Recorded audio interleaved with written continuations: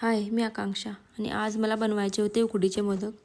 त्याच्या आधी ना संध्याकाळची कामं करायची होती, तर ती करायला घेतली. पहिला सकाळची भांडी घासलेली होती ती लावून घेतली.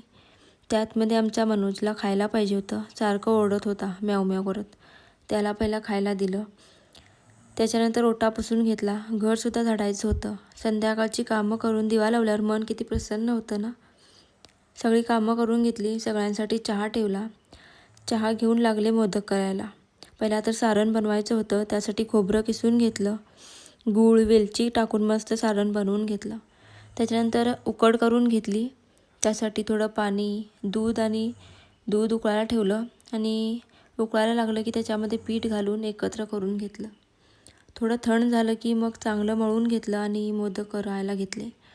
तसं तर मला परफेक्ट येत नाहीत मोदक करायला, पण उद्या बाप्पांचे विसर्जन असल्यामुळे म्हटलं प्रयत्न तरी करूया.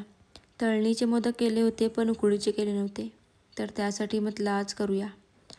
मोदक बनवून उकडून घेतले. त्यानंतर नैवेद्य दाखवला. त्याच्यानंतर आरतीसुद्धा करून घेतली आणि जेवण केलं. तर आजच्या पुरतं एवढंच. भेटूया पुढच्या व्हिडिओमध्ये. बाय.